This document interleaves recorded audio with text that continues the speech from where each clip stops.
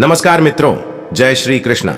राधे राधे। स्वागत है आपका हमारे इस हर इंसान अकेला है 923 यूट्यूब चैनल पर। दुनिया में सिर्फ शहद ही ऐसा खाद्य पदार्थ है जिसको 100 साल के बाद भी खाया जा सकता है और शहद जैसी बोली से सालों साल तक लोगों के दिल पर राज किया जा सकता है। गीता में मधुर बोली को सात्विक वाणी कहा गया है। अर्जुन ने कहा, हे कृष्ण, जो मनुष्य शास्त्रों के विधान का उल्लंघन कर किंतु पूर्ण श्रद्धा पूर्वक भगवान की पूजा अर्चना करते हैं, उनकी श्रद्धा फिर कौन सी है, सतोगुणी, रजोगुणी या तमोगुणी? भगवान अर्जुन की शंका का समाधान करते हुए कहते हैं, सात्विक गुणों से युक्त मनुष्य देवी देवताओं को पूजते हैं, राजसी गुणों से युक्त मनुष्य यक्ष और राक्षसों को पूजते हैं और अन्य तामसी गुणों से युक्त मनुष्य भूत प्रेत आदि को पूजते हैं। जो मनुष्य शास्त्रों के विधान के विरुद्ध अपने को बुद्धिमान चतुर समझकर कल्पना द्वारा व्रत धारण करके कठोर तपस्या करते हैं, ऐसे घमंडी मनुष्य कामनाओं, आसक्ति और बल के अहंकार से प्रेरित होते हैं। ऐसे भ्रमित बुद्धि वाले मनुष्य सबके हृदय में स्थित मुझ परमात्मा को भी कष्ट देने वाले होते हैं। उन सभी अज्ञानियों को तुम निश्चित रूप से असुर ही समझो। हे अर्जुन, सभी मनुष्यों का भोजन भी प्रकृति के गुणों के अनुसार 3 प्रकार का प्रिय होता है और यज्ञ, तप और दान भी 3 प्रकार के होते हैं। इनके भेदों को तुम मुझसे सुनो। जो भोजन उम्र को बढ़ाने वाले, मन बुद्धि को शुद्ध करने वाले, शरीर को स्वस्थ कर शक्ति देने वाले, सुख और संतोष को प्रदान करने वाले, रसयुक्त और मन को स्थिर रखने वाले तथा हृदय को भाने वाले होते हैं, ऐसे भोजन सतोगुणी मनुष्यों को प्रिय होते हैं। कड़वे, खट्टे, नमकीन, अत्यधिक गरम, चटपटे, रूखे, जलन उत्पन्न करने वाले भोजन रजोगुणी मनुष्यों को रुचिकर होते हैं। इस प्रकार के भोजन दूहक, शोक तथा रोग को बढ़ाते हैं। जो भोजन अधिक समय का रखा हुआ, स्वादहीन, दुर्गंधयुक्त, सड़ा हुआ, दूसरे के द्वारा झूठा किया हुआ और अपवित्र होता है, वह भोजन तमोगुणी मनुष्यों को प्रिय होता है। कहने का अभिप्राय यह है कि तामसी प्रवृत्ति के लोग भोजन और उसके परिणाम पर विचार करते ही नहीं, उचित और अनुचित का विचार किए बिना, हाथ पैर धोए बिना, चप्पल जूते पहनकर पशु की तरह खाने में लग जाते हैं। जो यज्ञ और पूजा पाठ बिना किसी फल की इच्छा से शास्त्रों के निर्देशानुसार किया जाता है और जो यज्ञ मन को स्थिर करके कर्तव्य समझकर केवल प्रभु की प्रसन्नता के लिए किया जाता है, वह सात्विक यज्ञ होता है। परंतु हे भरत श्रेष्ठ, जो यज्ञ और पूजा पाठ केवल फल की इच्छा के लिए अहंकार से युक्त होकर किया जाता है, उसको तू राजसी यज्ञ समझ। हमारे समाज में हमें धन संपत्ति मिले, पति पत्नी पुत्र परिवार अच्छा मिले, नौकर चाकर हमारे अनुकूल मिले, हमारा शरीर निरोग रहे, देश दुनिया में आदर सत्कार और प्रसिद्धि प्राप्त हो, हमारे दुश्मन नष्ट हो जाएं, इतना ही नहीं, मरने के बाद भी स्वर्ग लोक में सुंदर सुंदर भोग भोगने को मिले। इन कामनाओं से प्रेरित होकर किए गए यज्ञ और अनुष्ठान कर्मों को राजसी समझना चाहिए। जो यज्ञ शास्त्रों के निर्देशों के बिना, अन्न का वितरण किए बिना, वैदिक मंत्रों के उच्चारण के बिना, पुरोहितों को दक्षिणा दिए बिना और श्रद्धा के बिना किए जाते हैं, उन यज्ञ को तामसी यज्ञ माना जाता है। कभी कभी तामस प्रवृत्ति के लोग ये सोचते हैं कि हमने यज्ञ में आहुति दे दी और ब्राह्मणों को ठीक से भोजन करा दिया, अब उनको दक्षिणा देने की क्या जरूरत है? यदि हम उनको दक्षिणा देंगे तो वे आलसी हो जाएंगे, कुछ काम नहीं करेंगे। वे लोग ये नहीं सोचते कि ब्राह्मणों को दक्षिणा न देने से वे आलसी या प्रमादी बने या न बने, शास्त्र नियम का उल्लंघन कर हम तो प्रमादी बन गए। यज्ञ अथवा अनुष्ठान आदि कर्म संपन्न होने के बाद ब्राह्मणों को दान दक्षिणा अवश्य देना चाहिए, यह शास्त्र की आज्ञा है। अब आगे भगवान शारीरिक, वाचिक और मानसिक तप का वर्णन करते हुए कहते हैं। भगवान श्री कृष्ण कहते हैं, ईश्वर, ब्राह्मण, गुरु, माता, पिता के समान पूजनीय व्यक्तियों का पूजन करना, आचरण की शुद्धता, मन की शुद्धता, इंद्रियों के विषयों के प्रति अनासक्ति और मन, वाणी और शरीर से किसी को भी कष्ट न पहुंचाना, शरीर संबंधी तप कहा जाता है। किसी को भी कष्ट न पहुंचाने वाले शब्द बोलना, सत्य बोलना, प्रिय लगने वाले हितकारी शब्द बोलना और वेद शास्त्रों का उच्चारण द्वारा अध्ययन करना वाणी संबंधी तप कहा जाता है। मनुस्मृति में कहा गया है, मन में संतोष का भाव, सभी प्राणियों के प्रति आदर, प्रेम का भाव, केवल ईश्वरीय चिंतन का भाव, मन को आत्मा में स्थिर करने का भाव और सभी प्रकार से मन को शुद्ध करना मन संबंधी तप कहा जाता है। अब भगवान सात्विक, राजसिक और तामसिक दान के लक्षण बताते हुए कहते हैं, जो दान कर्तव्य समझकर बिना किसी उपकार की भावना से उचित स्थान में, उचित समय पर और योग्य व्यक्ति को ही दिया जाता है, उसे सात्विक, सतोगुणी दान कहा जाता है। किंतु जो दान बदले में कुछ पाने की भावना से अथवा किसी प्रकार के फल की कामना से और बिना इच्छा के दिया जाता है, उसे राजसी, रजोगुणी दान कहा जाता है। जो दान अनुचित स्थान में, अनुचित समय पर, अज्ञानता के साथ अपमान करके अयोग्य व्यक्तियों को दिया जाता है, उसे तामसी, तमोगुणी दान कहा जाता है। हे पांडवपुत्र अर्जुन, बिना श्रद्धा के यज्ञ, दान और तप के रूप में जो कुछ भी संपन्न किया जाता है वह सभी असत कहा जाता है। इसलिए वह न तो इस जन्म में लाभदायक होता है और न ही अगले जन्म में लाभदायक होता है। भगवान कहते हैं, हे कुंती नंदन, रजोगुण राग, कामना और आसक्ति से उत्पन्न होता है। वह इस जीवात्मा को कर्मों के और उनके फल के संबंध से बांधता है। रजोगुण की अधिकता होने पर मनुष्य की तृष्णा और आसक्ति बढ़ती है। हे अर्जुन, प्रकृति के नियमों को कोई नहीं बदल सकता। भगवान कहते हैं, मैं ही सभी प्राणियों के हृदय में स्थित हूं। मेरे द्वारा ही जीव को वास्तविक स्वरूप की स्मृति, विस्मृति और ज्ञान होता है। मैं ही समस्त वेदों के द्वारा जानने योग्य हूं। मुझसे ही समस्त वेद उत्पन्न होते हैं और मैं ही समस्त वेदों को जानने वाला हूं। जिंदगी का सबसे लंबा सफर एक मन से दूसरे मन तक पहुंचना है और इसी में सबसे ज्यादा वक्त लगता है। गीता उपदेश के बाद ही अर्जुन का भी मन पूरी तरह से भगवान श्री कृष्ण के मन तक पहुंच पाया था। गीता के 15वें अध्याय के आरंभ में भगवान कहते हैं, हे अर्जुन, जीव परमात्मा का अंश है, इसीलिए इसका एकमात्र संबंध परमात्मा से है, लेकिन भूल से यह जीव अपना सारा संबंध संसार से जोड़ लेता है। भगवान इस संसार की तुलना एक पेड़ से करते हुए कहते हैं, भगवान कहते हैं, हे अर्जुन, यह संसार एक अविनाशी वृक्ष के समान है, जिसकी जड़ें ऊपर की ओर हैं और शाखाएं नीचे की ओर, तथा इस वृक्ष के पत्ते वैदिक स्तोत्र हैं। जो व्यक्ति इस अविनाशी वृक्ष को अच्छी तरह जानता है, वही संपूर्ण वेदों का झांता है। कहने का अभिप्राय यह है कि सामान्य रूप से वृक्षों का मूल नीचे और शाखाएं ऊपर की तरफ होती हैं, परंतु यह संसार वृक्ष ऐसा विचित्र वृक्ष है जिसका मूल ऊपर तथा शाखाएं नीचे की ओर है।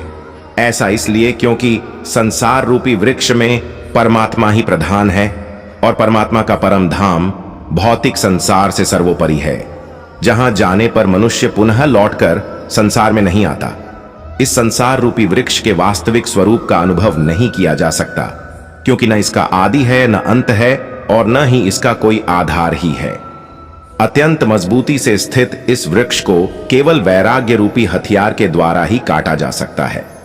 संसार वृक्ष का छेदन करने के बाद साधक को क्या करना चाहिए, यह समझाते हुए भगवान श्री कृष्ण कहते हैं कि वैराग्य के हथियार से संसार वृक्ष को काटने के बाद एक सच्चे साधक को उस परमात्मा की तलाश करनी चाहिए, जिसको प्राप्त करने के बाद वह साधक कभी वापस नहीं लौटता है।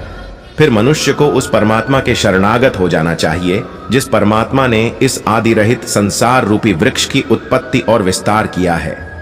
परमात्मा का परम पद कैसा है, इसका विवेचन करते हुए कहते हैं, भगवान श्री कृष्ण कहते हैं कि मेरे उस परम धाम को न सूर्य, न चंद्रमा और न पावक, अग्नि प्रकाशित करता है, तथा जहां पहुंचकर कोई भी मनुष्य इस संसार में वापस नहीं आता है, वही मेरा परम धाम है। कहने का अर्थ है कि हम भगवान के अंश हैं, इसलिए भगवान का जो धाम है वही हमारा धाम है। जब तक हम अपने उस धाम में नहीं जाएंगे, तब तक हम एक मुसाफिर की तरह अनेक योनियों में चक्कर लगाते रहेंगे। इसलिए हमारा उद्देश्य भगवान के उस परम पद की प्राप्ति होना चाहिए। हे अर्जुन, संसार में प्रत्येक शरीर में स्थित जीवात्मा मेरा ही सनातन अंश है। यह शरीर मन और 6 इंद्रियों के साथ मिलकर प्रकृति के अधीन होकर कार्य करता है। कहने का अभिप्राय यह है कि जीव जितना ही सांसारिक पदार्थों को महत्व देता है, उतना ही वह पतन की ओर जाता है। और जितना ही परमात्मा को महत्व देता है उतना ही वह ऊंचा उठता है, कारण कि जीव परमात्मा का अंश है। भगवान कहते हैं, हे अर्जुन, शरीर का स्वामी जीवात्मा मन और इंद्रियों के साथ दूसरे शरीर में उसी प्रकार चला जाता है जिस प्रकार हवा गंध को एक स्थान से ग्रहण करके दूसरे स्थान में चली जाती है। जीवात्मा शरीर का किस प्रकार त्याग करती है, किस प्रकार शरीर में स्थित रहती है और किस प्रकार प्रकृति के गुणों के अधीन होकर विषयों का भोग करती है। मूर्ख मनुष्य कभी भी इस प्रक्रिया को नहीं समझ पाते हैं। केवल वही मनुष्य देख पाते हैं जिनकी आंखें ज्ञान के प्रकाश से प्रकाशित हो गई हैं। भगवान कहते हैं, मैं ही पृथ्वी में प्रविष्ट होकर अपनी शक्ति से सभी प्राणियों को धारण करता हूँ और मैं ही रसस्वरूप चंद्रमा होकर सभी वनस्पतियों को जीवन देता हूँ। कहने का तात्पर्य है कि धरती में जो धारण शक्ति है वह धरती की नहीं बल्कि भगवान की ही है। वैज्ञानिक भी इस बात को स्वीकार करते हैं कि पृथ्वी की अपेक्षा जल का स्तर ऊंचा है और पृथ्वी पर जल का हिस्सा पृथ्वी की अपेक्षा बहुत अधिक है, फिर भी पृथ्वी जलमग्न नहीं होती। यह भगवान की धारण शक्ति का ही प्रभाव है। भगवान श्री कृष्ण कहते हैं, मैं ही सभी प्राणियों के हृदय में स्थित हूँ। मेरे द्वारा ही जीव को वास्तविक स्वरूप की स्मृति, विस्मृति और ज्ञान होता है। मैं ही समस्त वेदों के द्वारा जानने योग्य हूँ। मुझसे ही समस्त वेद उत्पन्न होते हैं और मैं ही समस्त वेदों को जानने वाला हूँ। हे अर्जुन, इस जगत में दो प्रकार के पुरुष हैं। पहला क्षर जो नाशवान हो और दूसरा अक्षर जिसका नाश न हो। संपूर्ण प्राणियों का शरीर नाशवान है इसलिए वे क्षर हैं, किंतु जीवात्मा का नाश कभी नहीं होता क्योंकि वह परमात्मा का ही अंश है, इसलिए वह अक्षर है। परंतु इन दोनों के अतिरिक्त एक श्रेष्ठ पुरुष भी है जिसे परमात्मा पुरुषोत्तम कहा जाता है। वह अविनाशी भगवान तीनों लोकों में प्रवेश करके सभी प्राणियों का पालन पोषण करता है। हे भरतवंशी अर्जुन, इस प्रकार मोह से रहित जो व्यक्ति मुझे पुरुषोत्तम जानता और समझता है वह सर्वज्ञ है और सब प्रकार से मेरा ही भजन करता है। संसार की चमक दमक में न रमकर मुझ में ही रमण करता है। भगवान कहते हैं, हे निष्पाप अर्जुन, इस प्रकार यह अत्यंत गोपनीय रहस्य जो मेरे द्वारा कहा गया है, इस परम ज्ञान को जानकर मनुष्य ज्ञानवान और धन्य हो जाता है। भगवान ने इस 15वें अध्याय में अपने आप को पुरुषोत्तम रूप में प्रकट किया है। हम सबके लिए श्रीमद् भगवद गीता का शाश्वत संदेश, खुद को कभी अकेला महसूस न करें क्योंकि भगवान हमेशा आपके साथ है। अब अर्जुन का कोई प्रश्न न रहने से भगवान इस 16वें अध्याय में दैवी और आसुरी संपदा का वर्णन करते हैं।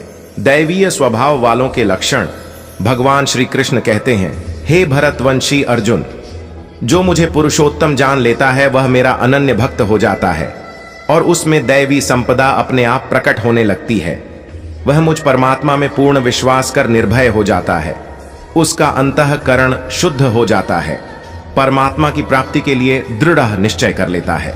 उसमें समर्पण का भाव, इंद्रियों को संयमित रखने का भाव, नियत कर्म करने का भाव, स्वयं को जानने का भाव और सत्य को न छिपाने का भाव प्रकट होने लगता है। जब मनुष्य के आचरण ठीक नहीं होते तब उसको भय लगता है। जैसे रावण से देवता, मनुष्य, यक्ष, राक्षस सब डरते थे, पर वही रावण जब सीता हरण करने के लिए जाता है तब वह डर जाता है। कौरवों की 11 अक्षौहिणी सेना के बाजे बजे और शंख ध्वनि हुई तो पांडवों पर कोई असर नहीं हुआ, पर जब पांडवों की 7 अक्षौहिणी सेना के बाजे बजे तो कौरव सेना के दिल धड़क गए। कहने का तात्पर्य है कि अन्याय अत्याचार करने वालों के हृदय कमजोर हो जाते हैं, इसलिए वे भयभीत होते हैं। जब मनुष्य अन्याय अत्याचार को छोड़ ढाकर अपने आचरणों और भावों को शुद्ध बनाता है तब उसका भय मिट जाता है। किसी को भी कष्ट नहीं पहुंचाने का भाव, अहिंसा, मन और वाणी से एक होने का भाव, सत्यता, गुस्सा रोकने का भाव, क्रोध विहीनता, कर्तापन का अभाव, त्याग, मन की चंचलता को रोकने का भाव, शांति, किसी की भी निंदा न करने का भाव, छिद्रान्वेषण, समस्त प्राणियों के प्रति करुणा का भाव, दया, लोभ से मुक्त रहने का भाव, लोभ विहीनता, इंद्रियों का विषयों के साथ संयोग होने पर भी उनमें आसक्त न होने का भाव, अनासक्ति, मद का अभाव, कोमलता, गलत कार्य हो जाने पर लज्जा का भाव और असफलता पर विचलित न होने का भाव, दृढ़ संकल्प। भगवान श्री कृष्ण कहते हैं, हे अर्जुन, ईश्वरीय तेज का होना, अपराधों के लिए माफ कर देने का भाव, क्षमा, किसी भी परिस्थिति में विचलित न होने का भाव, धैर्य, मन और शरीर से शुद्ध रहने का भाव, पवित्रता, किसी से भी ईर्ष्या न करने का भाव और सम्मान न पाने का भाव, ये सभी दैवीय स्वभाव वाले मनुष्य के लक्षण हैं। दैवीय गुण मुक्ति का कारण बनते हैं और आसुरी गुण बंधन का कारण माने जाते हैं। हे पांडुपुत्र अर्जुन, तू शोक मत कर, क्योंकि तू दैवीय गुणों से युक्त होकर उत्पन्न हुआ है। अब आगे के श्लोकों में भगवान आसुरी स्वभाव वाले मनुष्य के लक्षण बताते हैं। हे पृथापुत्र, पाखंड, घमंड, अभिमान, क्रोध, निष्ठुरता और अज्ञानता, ये सभी आसुरी स्वभाव को लेकर उत्पन्न हुए मनुष्य के लक्षण हैं। आसुरी स्वभाव वाले मनुष्य यह नहीं जानते हैं कि क्या करना चाहिए और क्या नहीं करना चाहिए। वे न तो बाहर से और न अंदर से ही पवित्र होते हैं। वे न तो कभी उचित आचरण करते हैं और न ही उनमें सत्य ही पाया जाता है। आसुरी स्वभाव वाले मनुष्य कहते हैं कि जगत झूठा है, इसका न तो कोई आधार है और न ही कोई ईश्वर है। यह संसार बिना किसी कारण के केवल स्त्री पुरुष के संसर्ग से उत्पन्न हुआ है। कामेच्छा के अतिरिक्त अन्य कोई कारण नहीं है। आसुरी स्वभाव वाले मनुष्य कभी न तृप्त होने वाली काम वासनाओं के अधीन, झूठी मान प्रतिष्ठा के अहंकार से युक्त, मोहग्रस्त होकर जड़ वस्तुओं को प्राप्त करने के लिए अपवित्र संकल्प धारण किए रहते हैं। आसुरी स्वभाव वाले मनुष्य जीवन के अंतिम समय तक असंख्य चिंताओं के अधीन रहते हैं। उनके जीवन का परम लक्ष्य केवल इंद्रिय तृप्ति के लिए ही निश्चित रहता है। आसुरी स्वभाव वाले मनुष्य सोचते रहते हैं कि वह शत्रु मेरे द्वारा मारा गया और उन अन्य शत्रुओं को भी मैं मार डालूंगा। मैं ही भगवान हूँ, मैं ही समस्त ऐश्वर्य को भोगने वाला हूँ, मैं ही सिद्ध हूँ, मैं ही सबसे शक्तिशाली हूँ और मैं ही सबसे सुखी हूँ। आसुरी स्वभाव वाले मनुष्य सोचते रहते हैं कि मैं सबसे धनी हूँ, मेरा संबंध बड़े कुलीन परिवार से है, मेरे समान अन्य कौन है, मैं यज्ञ करूंगा, दान दूंगा और इस प्रकार मैं जीवन का मजा लूंगा। इस प्रकार आसुरी स्वभाव वाले मनुष्य अज्ञानवश मोहग्रस्त रहते हैं। अनेक प्रकार की चिंताओं से भ्रमित होकर मोह रूपी जाल से बंधे हुए इंद्रिय विषय भोगों में आसक्त आसुरी स्वभाव वाले मनुष्य महान अपवित्र नरक में गिर जाते हैं। आसुरी स्वभाव वाले क्रूर कर्मी और मनुष्यों में अधम होते हैं। ऐसे अधम मनुष्यों को मैं संसार रूपी सागर में निरंतर आसुरी योनियों में ही गिराता रहता हूँ। भगवान श्री कृष्ण कहते हैं, हे अर्जुन, समझदार व्यक्ति वह है जो अपना उद्धार करने के लिए दैवीय संपत्ति का आश्रय और आसुरी संपत्ति का त्याग कर देता है। हे अर्जुन, जीवात्मा का विनाश करने वाले काम, क्रोध और लोभ, ये 3 प्रकार के द्वार मनुष्य को नरक में ले जाने वाले हैं, इसलिए इन तीनों को त्याग देना चाहिए। हे कुंती पुत्र, जो मनुष्य इन तीनों अज्ञान रूपी नरक के द्वारों से मुक्त हो जाता है, वह मनुष्य अपनी आत्मा के लिए कल्याणकारी कर्म का आचरण करता हुआ परम गति को प्राप्त हो जाता है। जो मनुष्य कामनाओं के वश में होकर शास्त्रों की विधियों को त्याग कर अपने ही मन से उत्पन्न की गईयों विधियों से कर्म करता रहता है, वह मनुष्य न तो सिद्धि को प्राप्त कर पाता है, न सुख को प्राप्त कर पाता है और न परम गति को ही प्राप्त हो पाता है। हे अर्जुन, मनुष्य को क्या कर्म करना चाहिए और क्या कर्म नहीं करना चाहिए, इसके लिए शास्त्र ही एकमात्र प्रमाण होता है। इसलिए तुझे इस संसार में शास्त्र की विधि को जानकर ही कर्म करना चाहिए। तो मित्रों, वीडियो अगर आपको अच्छी लगी हो तो मित्रों वीडियो को शेयर, लाइक, कमेंट जरूर करें। और मित्रों, अगर आप हमारे इस चैनल पर नए हैं तो कृपया चैनल को सब्सक्राइब जरूर करें और सच्ची श्रद्धा से कमेंट बॉक्स में जरूर लिखें। जय श्री कृष्णा। राधे राधे। वीडियो को अंत तक देखने के लिए धन्यवाद।